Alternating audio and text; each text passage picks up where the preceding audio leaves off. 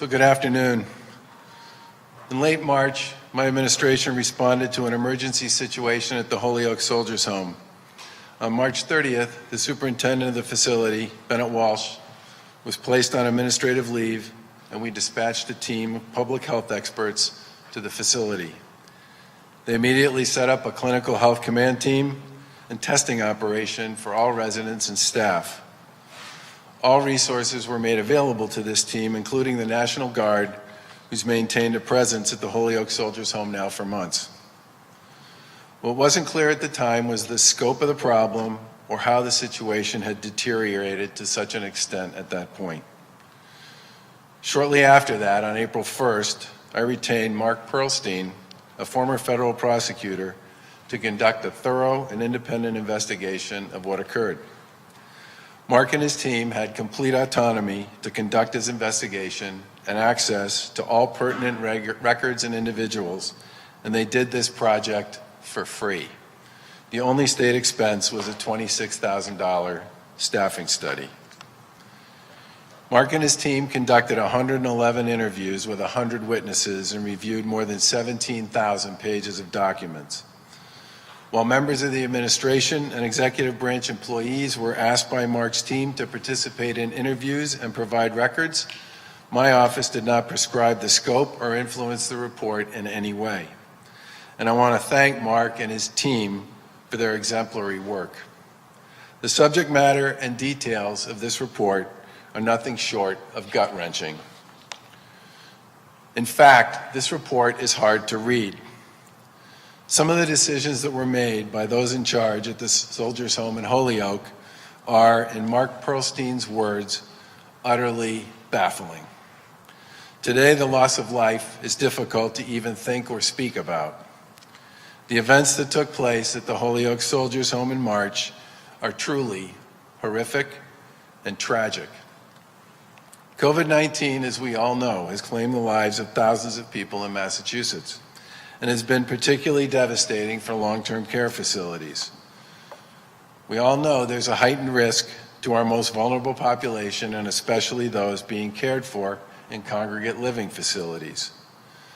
But as this report reveals, errors were made at the Holyoke Soldiers' Home before COVID-19, more errors were made in preparation for COVID-19, and still more errors were made during the home's initial clinical response to the pandemic in March. Veterans who deserve the best from state government got exactly the opposite, and there's no excuse or plausible explanation for that. The report finds that under the leadership of Superintendent Bennett Walsh, the Holyoke Soldiers' Home failed to prepare even before the COVID-19 outbreak occurred. Most guidance and information provided by the Department of Public Health, the Department of Veterans Services, the VA, and the CDC on how to prepare and protect residents from the spread of COVID-19 was either ignored or not promptly implemented by leadership at the facility. The report also disclosed multiple errors in judgment about infection control and resident care, including missed opportunities to prepare for defending against the virus, and these mistakes needlessly exposed innocent veterans to grave risk. This is particularly true with respect to the decision by senior leadership to combine 2 units of veterans, only some of whom were known to be COVID positive, into a single consolidated unit under deplorable conditions.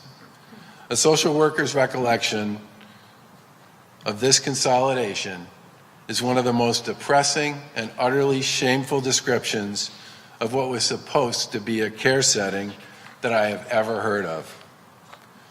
The evidence contained in this report makes clear that there was an abject failure of leadership at the Holyoke Soldiers' Home, starting with the superintendent and by other members of his senior team. The report details several other examples of poor oversight and failed management in the face of COVID-19. Delays in testing veterans for COVID-19 when they were showing symptoms. Delays in closing common spaces to prevent the spread of the virus. Failure to stop rotating staff among units and misrepresentation with regard to the facts on the ground. Inconsistent policies and practice in the use of personal protective equipment. Failure to keep adequate records and proper documentation for residents. And finally, a total failure of leadership and a complete lack of compassion for these vulnerable heroes. The report's scope is not limited to the errors and shortcomings of what took place at the Holyoke Soldiers' Home right before the pandemic and during their initial response. The report also finds the Department of Veterans Services, our administration, did not properly oversee the superintendent and his team during this tenure. The lack of oversight contributed to the tragic failure to protect the veterans at the Soldiers' Home when COVID-19 struck vulnerable patients in the long-term care facility. The report shows that Bennett Walsh was unable to effectively fulfill the role of superintendent. It finds that 2 positions were vacant, one at the Soldiers' Home and another at the Department of Veterans Services. These positions should have been filled. Yesterday, I accepted the resignation of Secretary of Veterans Affairs Francisco Urena. As outlined in the report, the Department of Veterans Services had a responsibility to oversee Bennett Walsh and the Soldiers' Home and failed to do so. Cheryl Poppy, the superintendent of the Chelsea Soldiers' Home, has been named Acting Secretary of Veterans Services. We are also moving to end the employment of Holyoke Superintendent Bennett Walsh. While the situation there has stabilized and the immediate clinical deficiencies at Holyoke are being addressed, nothing short of a swift and comprehensive response is required to raise the standard of care at the Holyoke Soldiers' Home to the level our veterans deserve. Immediate action has already been taken to remove unqualified staff from their positions and to put the Holyoke Soldiers' Home on a path to recovery. At a minimum, we owe these changes to the veterans, their families, and the staff that have been permanently traumatized and hurt by the events that took place. Mark Pearlstein and his team outlined a series of recommendations to address the failures at the Holyoke Soldiers' Home. Upon reviewing the report, we'll accept and implement all of these recommendations. In addition, we plan to introduce more reforms, including legislation to upgrade the governance of the facility tomorrow. We'll also be outlining several measures to address the trauma the staff have experienced in their working conditions. There's a very dedicated group of nurses and other professionals at that facility, which was clearly represented by the report, who haven't had the support that they deserve to do their jobs. It bears repeating that the circumstances on the ground in Holyoke since Val Liptak took over on March 31st have been stable. Many of the individuals responsible for this tragedy have been off the job for months, and Val and her team have done a tremendous job of creating a safer long-term care facility for residents and staff. Yesterday, 0 veterans across the home tested positive for COVID-19. And we will see that every effort is made in both Holyoke and Chelsea to battle COVID-19 and to provide a safe, professional place for all residents and staff. Let me close with this. I visited the Holyoke Soldiers' Home many times during my tenure as governor. It's a very special place and has always held a special place in my heart.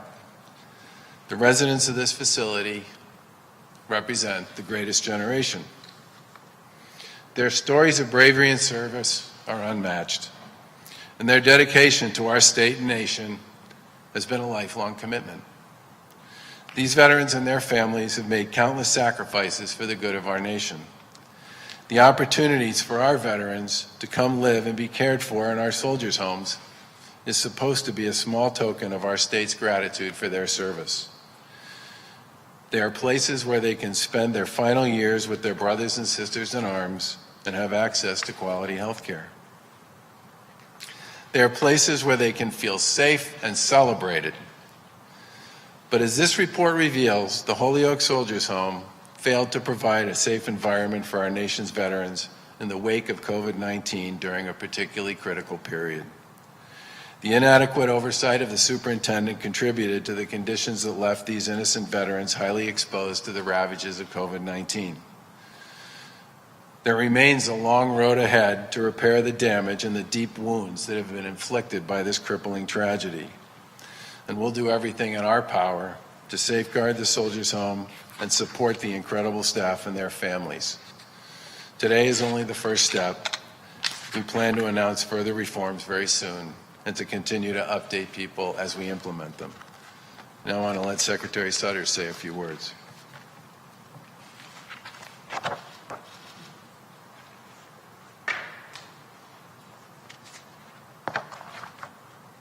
Governor, Lieutenant Governor, good afternoon. COVID-19 has had a devastating impact on the Holyoke Soldiers' Home. The consequences of this highly contagious and deadly virus, however, were exacerbated by serious judgment errors and failures of leadership at the home. I grieve with each and every family who has lost a family member. The Pearlstein report documents in excruciating detail the lack of leadership at the Holyoke Soldiers' Home. As a former superintendent, I made a point to walk the halls of the hospital, all units, all shifts, weekends and weekdays, to understand a facility's culture, its challenges and strengths, to be present in order to meet the needs of the residents and staff, and to forge relationships with families. Leadership is paramount during a time of crisis, and its absence at the Holyoke Soldiers' Home created a chaotic environment for staff and devastating consequences for residents and their loved ones. The weekend when the fatal decision was made to consolidate 2 units, the superintendent was not present. Leadership was absent, and staff were left on their own to deal with the crisis. Monday morning, after we learned the full extent of the crisis, the superintendent of the Chelsea Soldiers' Home, Cheryl Poppy, was the first person on site, quickly followed by a new on-site clinical management team led by Western Mass Hospital Superintendent Val Liptak and Lisa Colombo, Vice Chancellor of Commonwealth Medicine. Both seasoned hospital executives, along with others, notably the National Guard. Bennett Walsh was placed on administrative leave that afternoon. The governor outlined some of the changes in leadership we have been making at the home and the Department of Veterans Services to ensure proper oversight of the Holyoke Soldiers' Home. Today, I accepted the resignations of Holyoke Soldiers' Home former medical director, Dr. David Clinton, and Department of Veterans Services General Counsel, Stuart Ivamy. As the governor said, the new team on the ground has done tremendous work to stabilize the home and support the veterans and create a path to go forward. They immediately clinically assessed and triaged all residents based upon their needs. They established protocols for and implemented transfers of residents to hospital level of care where needed. They identified and implemented infection control measures. They established clear isolation and quarantine zones for negative and positive patients through cohorting, and they acquired additional staffing support, including from the National Guard. Bay State Medical provided an infection control expert and all of their policies and procedures. And on April 3rd, the Holyoke Medical Center opened up 2 units for veteran residents to alleviate the immediate staffing shortages at the home. 26 veteran residents remain at the medical center as of today.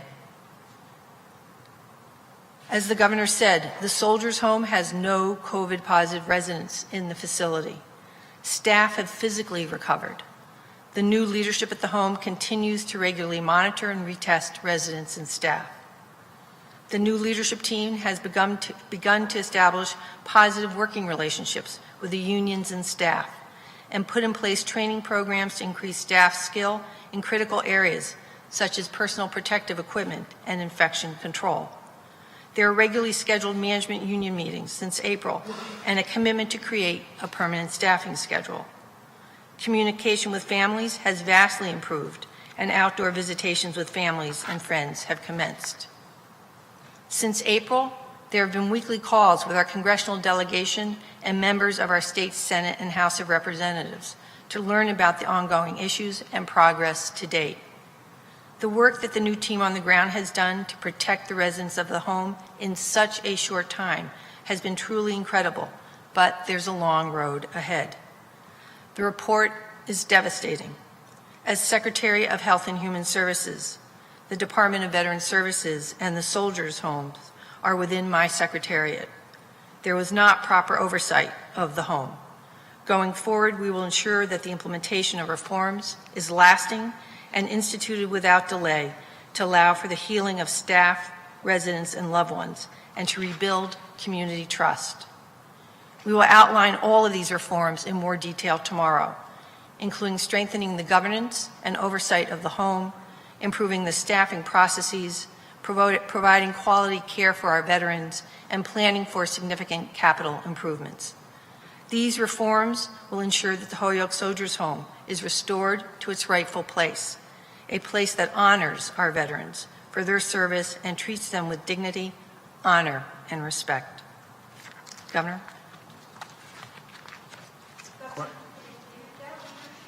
Had not been in place, could lives have been saved?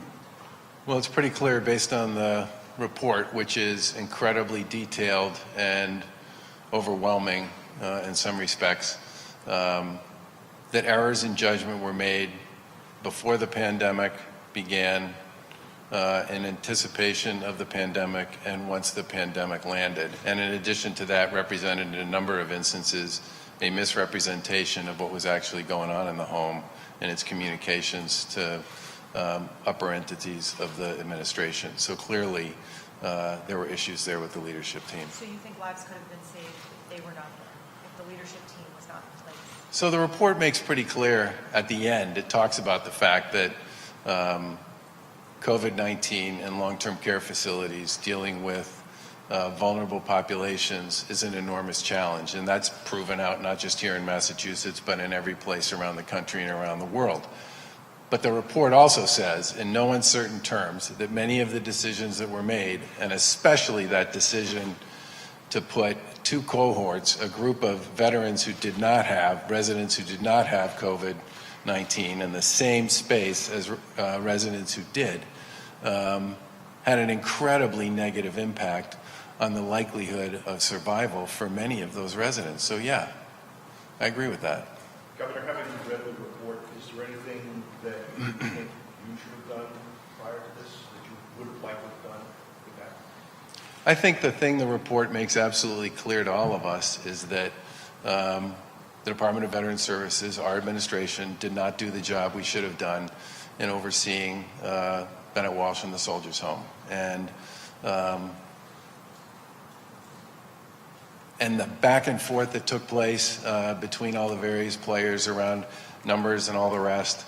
The report also says that the full extent of what was going on there was simply not communicated until you got right up to the very edge of the end of March. And I think at that point, when we became aware of what we were dealing with, we were able to bring in the kind of resources that were necessary to help the place recover. But by then, many of the other errors in judgment that we just talked about and they're outlined in the report had already done really significant damage to the people who were there. Governor, do you think the families are owed an apology, and who would that come from? I think one of the things I would like to do now that the report is out there is either do something virtually, or if we can figure out a way to do it in person, to meet with the families and to talk to them. Yeah, I would like to do that. Governor, the report says that, the report seems to call superintendent, but Secretary Urena says that he was asked to resign. Why? The report makes very clear, in many cases with specific examples, that the role of oversight, that while the superintendent may have been appointed by the board, the oversight role belonged to the Department of Veteran Services and into our administration. And Secretary Urena, as the head of Veteran Services, is the person who is most responsible for making sure that, among other things, those two positions, and especially the one that they referenced, the deputy position at the Soldiers' Home, should have been filled. There wasn't funding for that. Pardon me? Secretary Urena, based on the results in that report, was asked to step down, and he gracefully did. But let me just say one thing. Secretary Urena has been a spectacular advocate, ambassador, and supporter of veterans here in the Commonwealth. And during his 5 years as secretary, many really important administrative and legislative reforms have happened that have dramatically improved the lives of veterans here in Massachusetts. But as the report makes clear, the Department of Veterans Services failed to properly oversee Bennett Walsh and the Soldiers' Home. Who asked him to step down? He met with Secretary Sutters, who was his direct report. Are there plans to overhaul the Board of Trustees? Pardon me? Are there plans to overhaul the Board of Trustees?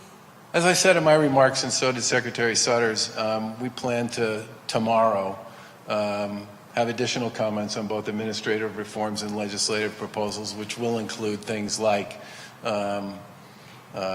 reformulating the Board of Trustees. And by the way, some of the recommendations that were made in the report referred specifically to bringing at least 2 people onto that board who have healthcare expertise. We think there's some other things we should do with the board too. Governor, a coalition of people at the Soldiers' Home is calling for a 5-story addition to that home's project from years ago that was stagnant. Is that something that your administration would consider? They say it would lead to less crowding and more isolation. Yeah, first of all, I think for the past several months, you folks have been working on a pretty significant investment in the existing infrastructure. And we'll talk more about that tomorrow. But we also want to talk about what else we can do there. And we'll have more to say about that with respect to the physical infrastructure tomorrow. But yes, that's certainly something that's on the radar. Governor, what responsibility do you feel you take? Because you ultimately appointed Walsh, you ultimately appointed the board. There was years of issues this report points out with the Walsh management. What responsibility do you take as governor? No, look, as I said in my remarks, the report makes clear that the Department of Veterans Services, which oversees the soldiers' homes, didn't properly oversee Holyoke or Bennett Walsh, and that one's on us. Is it on you? I'm asking us. That one's on us, Matt.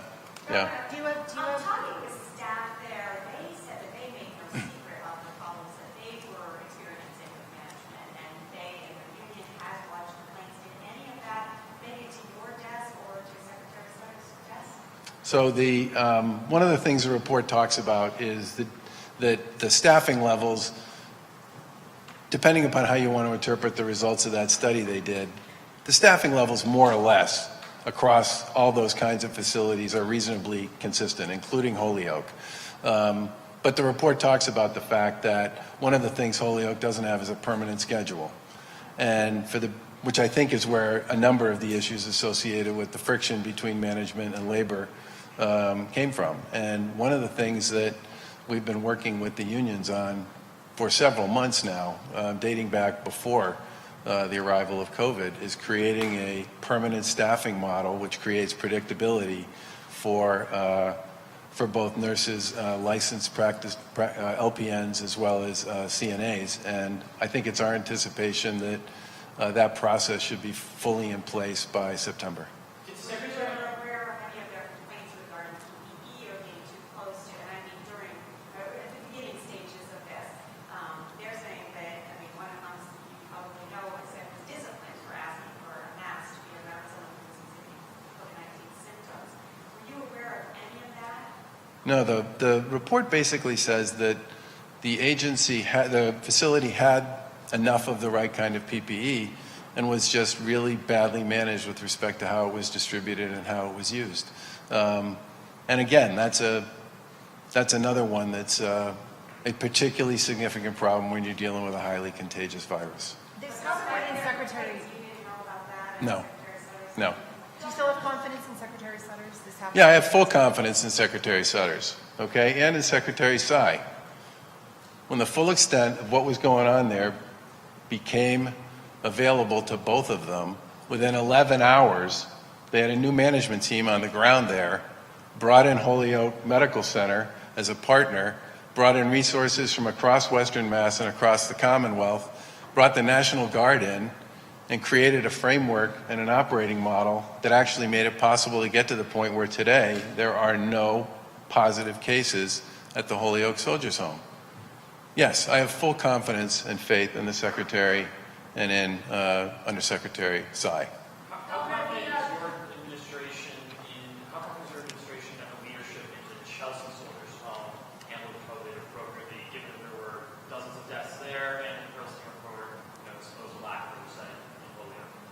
I guess the first thing I would say is that Cheryl Poppy is probably one of the most respected clinical managers in the senior care world in Massachusetts. And she is, by all accounts, a terrific leader and a terrific administrator, and has done, for years, a spectacular job at Chelsea. And when the previous superintendent before Bennett Walsh left, she literally went out there and I think it was a couple of months, wasn't it? Yeah, 4 months as the interim superintendent in Holyoke, and as the report states, wrote a very comprehensive document that she gave to Bennett Walsh about what the issues were that should have been dealt with and addressed based on her 4 months there. I have full confidence in Cheryl Poppy. Governor, did Secretary Urena ever express concerns about Walsh's job performance and qualifications prior to the COVID-19 outbreak? To you or Secretary Summers? Well, the one thing he did speak to was some concerns about communication, and as a result of that, there was actually a coach that was brought in to work with Bennett Walsh on communication issues. Governor, Governor, the report on the details significant turnover compared to other long-term care facilities and other veterans homes, but it also mentions Walsh. It states he got the job through connections in state government. Will your reforms that will be announced tomorrow include any checks and balances on that as far as the patronage goes? Yeah, the report basically says that he was appointed by the board, and I think one of the recommendations that we'll make will have to do with how we appoint the next person, particularly with respect to the qualifications to have the job, which I think in some respects is also an important element of this. Governor, there was also in the report, though, there was a state rep who sort of urged him to apply for a job that he didn't think he was qualified for. And the other thing you mentioned, I just want to be clear, the report also mentions a couple of major jobs that Yeah. not get filled because of the legislature didn't fund it or you didn't fund it.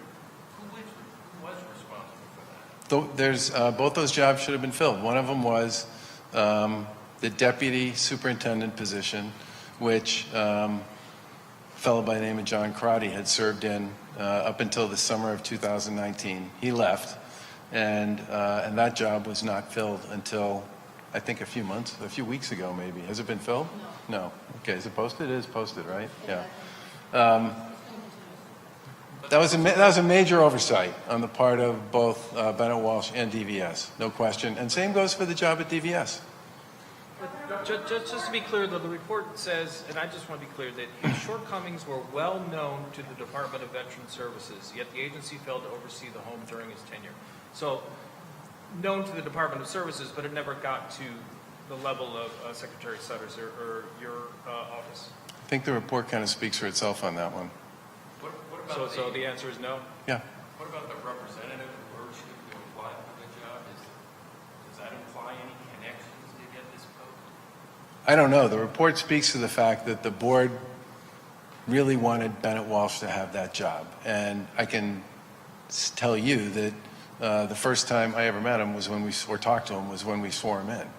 And, but as the report says, the Department of Veteran Services had oversight responsibility for his performance and for the home, and did not properly deliver on that, and left two really critical positions open, one for about a year, that deputy position at Holyoke, and the other one for several years at DVS. Governor, there's points out that Chelsea has regularly received more funding than Holyoke, even though Holyoke had more beds. Why has there been such a discrepancy in funding going back out for years now, including your administration? First of all, the funding models are built on the level of severity and the nature of the operation with respect to how they're funded. I think the report actually says the opposite, which is that, generally speaking, both of those homes were properly funded. Governor, quick off topic, just regarding coronavirus, some area states are now requiring people who come from high impact areas to quarantine for 14 days. I wonder if you've been in touch with the New York governor, Connecticut, et cetera, about this. Yeah, we are aware of the fact that New York and Connecticut and New Jersey have all put, you can't mandate it, okay? I mean, it's not constitutional, but they put requirements in there with respect to 14-day quarantines for people coming from states that have a positive test rate that's above 10%. We currently have a 14-day advisory in place to quarantine that's been in place now for several months, no matter where you come from to Massachusetts. Governor, has your office been contacted by the Attorney General or the U.S. Attorney at this point in their investigations into the Holyoke Soldiers' Home? No, but I certainly expect that both the Attorney General and the U.S. Attorney are pursuing their investigations, and I would hope and anticipate that the work that was done by Mark and his team can be helpful to them in those investigations. Pardon me? It's an alphabetical list in the back, and like Brown, Baker is right up near the top, yeah. Governor, Secretary Urena and his staff had felt Walsh was in over his head. Why didn't they step in sooner to replace him or at least fill this deputy role? Well, that's exactly the issue that was raised by the report, and why the report speaks to the fact that Veteran Services didn't properly oversee what was going on with respect to the Soldiers' Home. That's that is one of many references in the report to that. Does the state have a place to oversee turnover? And will any reforms look into implementing requirements of annual reports or other inspections where turnover can be looked at? I certainly think that's part of what we need to be doing going forward, yeah. I mean, there's a whole bunch of things we'll talk about tomorrow with respect to this. Governor, have you heard anything about Green Dot? I guess it's something that people put unemployment benefits on, and that there may have been a problem with the company. Yeah, sure. Well, do you know what's going on with that? So that's a little bit off topic, but we've spoken before at these briefings about the fact that there is a very large international ring of fraudulent operations who over the years have collected an enormous amount of personal and financial information through many of these data breaches that we're all familiar with, Equifax and Target and all the rest. And they've been using that data to apply for unemployment benefits in states all over the country. And one of the ways you figure out who these people are, and I'm not going to talk too much about this because I do not want to tell these people who are trying to steal money from people in Massachusetts and other states what we're doing and how we're doing it and how we're playing defense and offense with respect to the way they operate.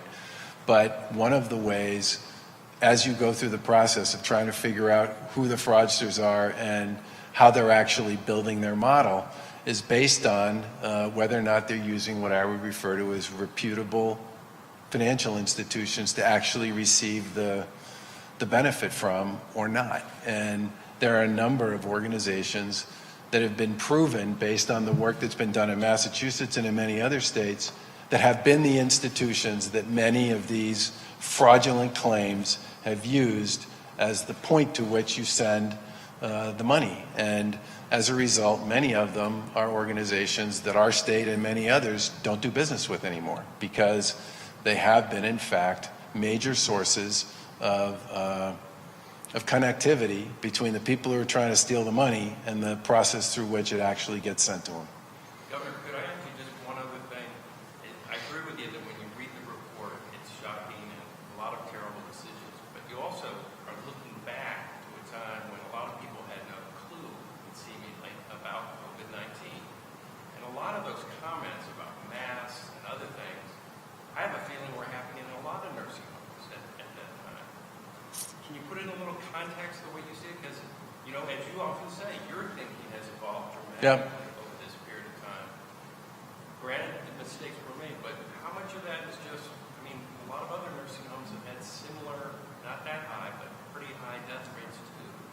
I think the thing that the answer to that is yes. And I've stood here and said many times that people's knowledge and understanding about a lot of things around COVID have changed dramatically since February and March. Heck, they've changed since April and May in some cases. The World Health Organization got into a huge to-do about, it wasn't even 2 weeks ago, about whether or not there was asymptomatic transmission, which they walked back within hours of saying it. There was a big debate in the beginning about whether or not wearing a mask would be helpful or not. Everybody's completely flipped on that one and now says basically that facial coverings should be worn pretty much anytime. You can't be 6 feet away from people, and especially if you're in a healthcare environment.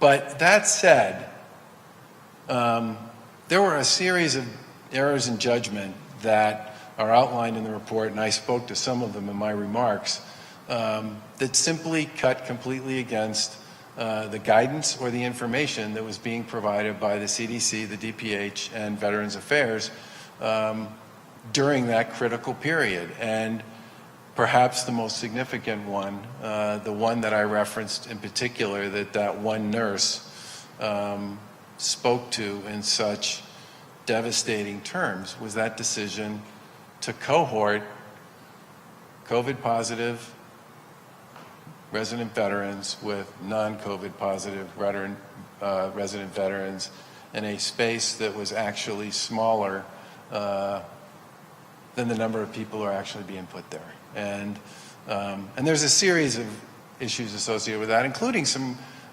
issues where pretty clearly what was actually going on in the facility was being misrepresented to others with respect to, there's a reference in the report that talks about the fact that there was a fair amount of back and forth about floating staff, which was an early recommendation, came from DPH, came from everybody.